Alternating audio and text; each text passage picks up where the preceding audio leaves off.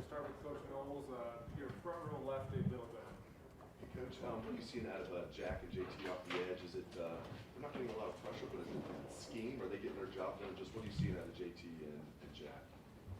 Yeah, they're getting their job done. You know, we faced 2 games where really there weren't that many opportunities to pass rush. You know, that chance will come probably this week, but like I always say, you never know. It looks like this week they're going to get their chance. You know, we faced an option attack and you know, last week a lot of teams trying to run the ball on 3rd down, you know, shorten the game. So they just haven't had the opportunities yet. Right behind him, Derek, please one back out. As you've been formulating this, you know, your defensive philosophy over the years, these run or RPO heavy offenses, how much do you have to adjust your philosophy to attack a team like this, or do you feel like this philosophy is built already to Yeah, we built it over the years for the RPO. I think sometimes you can get lulled to sleep, you know, or lose your eyes. A lot of it is about eye discipline, but you know, the answers are there. They're in the system. I feel good about what we have. It's just continued training. All right, we'll go next to Spencer Holbrook, right in the row. Jim, what did you like so much about Jordan in the slot on Saturday? Do you think the Jays are going to be able to use that to your advantage moving forward? Yeah, he's a athletic, competitive guy, you know, who showed also from that position a willingness to tackle, you know, so those guys get into the mix as tacklers. And yeah, he showed a toughness also with having the foot speed of a corner, which is ideally what you look for. Go second row right here. I guess just maybe as part of your philosophy, how important are like havoc plays behind the line of scrimmage to flip the loss and sacks, and when you come out of a game where you're playing an FCS opponent, you only get 3 tackles for loss against a team that runs the ball a lot. Is that not meeting the standard, or do you not concern yourself with those kind of plays? I think I've adjusted, you know. I think when you're at places where you need to live in that world, you know, feast or famine type of world where you're trying to make sure that you take a lot of chances, do a lot of different things to somehow gain the advantage. You know, I think I've adjusted my philosophy here because we have different players, and you know, my job is to make sure that we win the game, you know, not get the TFLs. And a lot of times I think the best philosophy here is to let the guys play, keep the points off the board. That's an adjustment from Oklahoma State Absolutely. to here. When did that kind of click for you, I guess? You know, probably last year when we experienced some issues. Yeah, you know, I mean, it was. I think if you live in that world against teams that, you know, where you have a skill advantage, it can look really nice, but when you get into the matchup games, you know, I found that it can hurt you, so you need to be able to adjust. So when you look like in your past, just especially the last 2 years of Oklahoma State, you guys were among the best teams in the country and making those kind of plays. Were those more the byproduct of, I guess, hyper aggression, being willing to sell out a little more to make those plays? Absolutely. Yep. 4th row middle, Tony Grudeman, Buckeye Health. Jim, seemed like you guys lost leverage a little bit more this week than the previous week. Would you agree with that? What would you assess that to? Yeah, I do agree with that. I think it's guys trying to do too much.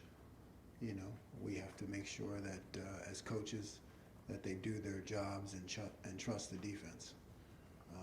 You know, we have guys who want to make plays, and I think at times that leads you to, you know, putting your eyes in the wrong place. I just wondered, was that when they did it so well the week before against an offense they weren't expecting to see, and then you see an offense you're expecting to see. Yeah. And, Yeah, I think the first week, you know, we definitely got into because it was such a different approach, the option that we hadn't practiced. I think, you know, all the guys came together and we made adjustments, and it felt like the energy and everybody was, you know, just trying to get their job done because you're trying to figure out the option. You know, there was a hyper focus on that. And then this week, you know, I think guys just trying to do too much. Go back here in the front, Austin Ward. Jim, did you find yourself blitzing on Saturday more than you expected to?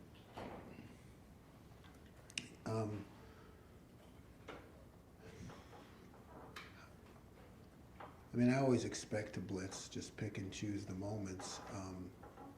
You know, probably, you know, when the first drive went south, you know, I pulled it out to try to create that aggression, try to get us back in front of the sticks. But in general, overall, probably not. A couple times on the first drive more than I would have expected. Stay here in the front row, Joey Kaufman, Columbus Dispatch. Jim, how does Western Kentucky's air raid, if you will, compare to some of the teams you face in the Big 12 with the emphasis they put on the passing game, and is there anything you can draw from those matchups? Absolutely, they're, you know, very similar to a Big 12 type of offense. They'll throw the ball down the field to get you running on the perimeter, trying to tire out your defensive linemen, get you moving sideways in order to then go up top, you know, create eye violations. So yeah, it's similar. Are there things from those, like just stop or something like that, that kick things that are really important for your defense? Yeah, you have to be able to keep the ball in front of you. You got to be able to, you know, I call it smart swarm. You got to be able to chase with proper leverage. You can't just chase randomly on the screens. Everybody's got to be at the right place. Go third row middle, Dan Hope, 11 Warriors. Jim, what went into the decision to take Malik out of the game after that first series and go with Jihad the rest of the way? Malik just looked like he struggled a little bit on the first series, and that's natural for a true freshman. He still will have the opportunity to play. Just thought it was best to get Jihad in there, a guy who had a little more experience. Where do things stand right now in terms of who your top free safety is going into this week? Well, you know, if Josh is healthy, you know, depending on what kind of practice time he gets, right? It really depends on practice and how well you practice. But I could see Josh moving back in there. With deep center field, Jeremy Birmingham.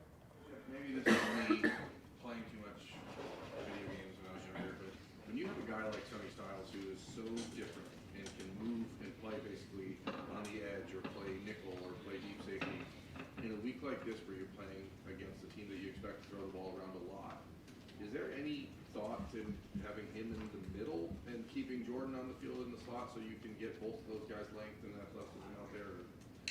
Yeah, I think it's always a possibility. Sonny can do a lot of different things, and we want to build that in. At the same time, you know, Sonny's young, and we want to make sure he gains the experience necessary to be, you know, a premier player at his position. So it's always that balance. How much more do you know, anything you do with him in other places, you know, which could be appropriate, you do take away from his continued learning and progress at his position. Come back down here in the front, Dover Dinowitz, Columbus Dispatch. Just how big a test will this be for you? Because you're gonna, and I'm sure your secondary is waiting for somebody to test them. How big a test is this gonna be for them? I think it's a big test. I really do. You know, this is an offense that will attack on the perimeter and downfield. You know, we had some issues with that last year. We've gotten better in our first couple games in terms of explosive plays and minimizing that, but you know, we haven't really been tested yet, so this will be important. Let's build off the question that Bill asked before, your change in philosophy because of where you're at. Did that kick in at the end of last year, in the off season, or even the first two games this year? Yeah, I think it was, you know, building throughout the season. You know, we gave up explosive plays, you know, even to Indiana, who we played, or Toledo last year, we gave up explosive plays, you know. So So those were still wins, but it was always on my mind. And then it really came in after the season when I did the study. Come here, Kyle Cameron, Steve Robinson, the Athletic.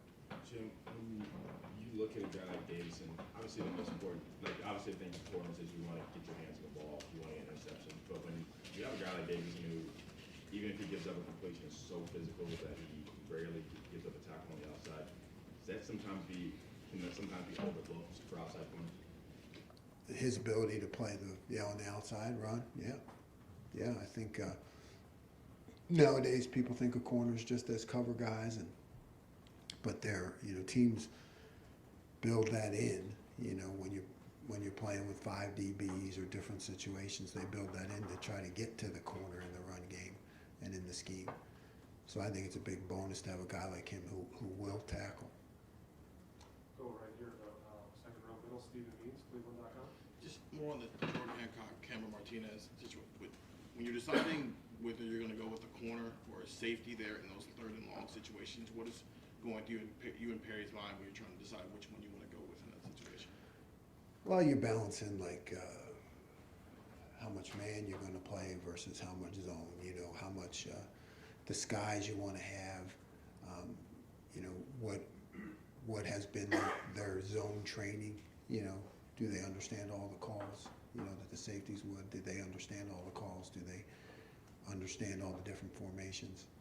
Man is man. You'd certainly want the corner in there, but you have to have other looks off of it. So now it's okay. Does he understand those, and does he understand where he fits in the zone? Right next to Doug Lamorice, Rivals. Jim, again, what you're talking about was sort of adjusting your philosophy. Is that difficult? Was it obvious to you? Was it something that when you came to Ohio State you thought maybe I will be less feast or famine because of the types of player? I'm just curious about, you've been doing this for a long time. How much of a sea change is this for you? It's a change. How much, I don't know. I try to pride myself in changing, over the years because the game changes, your personnel changes. I can't, if I'm honest, I can't say that was on my mind when I came here because the things that you do the previous stop are working, so you bring those with you. But I was of the mindset, of course, okay, I have to see the personnel, I have to see how they react, I have to see how they handle, all the different patterns and the comprehensive nature of the system. And then, it's really just learning and trying to grow and trying to do what's best to win. It's not what I know, it's what our players know, and it's what they do best. And then just philosophically, and I know it probably changes game to game, at a place like this with the players you have here, do you take more risks and are more aggressive in an equal talent game against the best opposition, or do you back off on the aggressiveness in an equal talent game because we still trust our guys and we don't want to give up a big play because we're trying to be aggressive? Right. You know what I mean? Yeah, you have to see the flow of the game. You have to, it's always about balance, right? You never want to be predictable. You want to be able to put the pressure in when it's least expected. So to me, it's really about balance and unpredictability. You don't want somebody to be able to just line you up and say they know what you're going to do. So you're just trying to change up, and when you get to those games, you have to look at yourself, scout, and you have to say, okay, what have I done in this situation in the past, and do I want to stick with it, or is it time to throw a curveball? Got time for just a couple more. We'll go deep left. Justin Holker.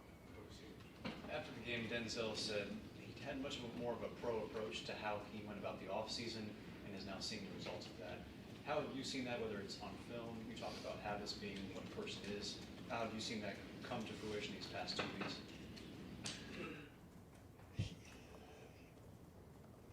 Everything you see in the game, you see in practice, right? Otherwise you're not doing a good job as a coach. So, yeah, I've seen it starting last spring from him.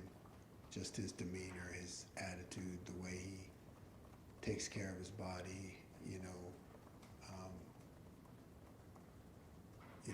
the brightness in his eyes, the locked-in learning, you know, all those things. So we saw it all through spring camp and expect to see it in the game, and we have so far.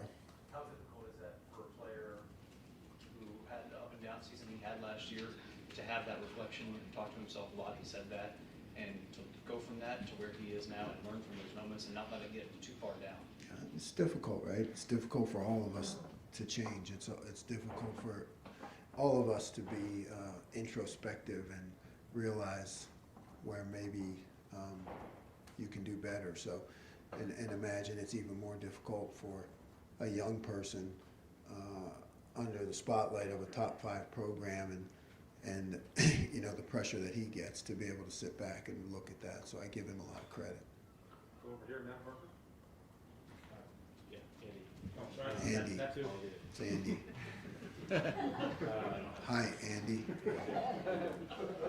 So going back to Davidson, you talk about being aggressive or not aggressive. He's given up 8 catches the first 2 weeks. Do you rather him keep those in front of him because he doesn't give up many yards after the catch? Do you okay with that, or do you want him to be more aggressive in some of those targets? More aggressive. Stay aggressive. Keep throwing punches. Don't change. Don't back off. Keep fighting. He's doing a good job. Good row middle, Patrick Murphy. Jim, Ryan's talked to us quite a bit about the clock rules and fewer possessions, things like that. How much has that been a conversation with the defensive side of the ball, and maybe what you guys can do to get the ball back to the offense to kind of help alleviate some of those issues? Definitely after this game.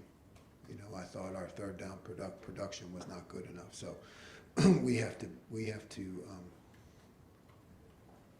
you know, it's one of those things you always emphasize, the third down, and now you get to show your players how important it is and how you give up a couple third downs, but they don't score. Ultimately, that's a check, but we're at Ohio State. We need a check plus, you know. Check plus means get the damn ball back, you know, and we need to do a better job of that. We'll wrap it up right next to him with Brendan Buick, Buckeyes Now. A couple quick things. Does Austin Reed remind you of anybody that you've played against in the past? Played against a lot of good players. He looks like all the rest of them. Yeah, absolutely. Absolutely. Arvell Reese got a little banged up this weekend. Is he okay?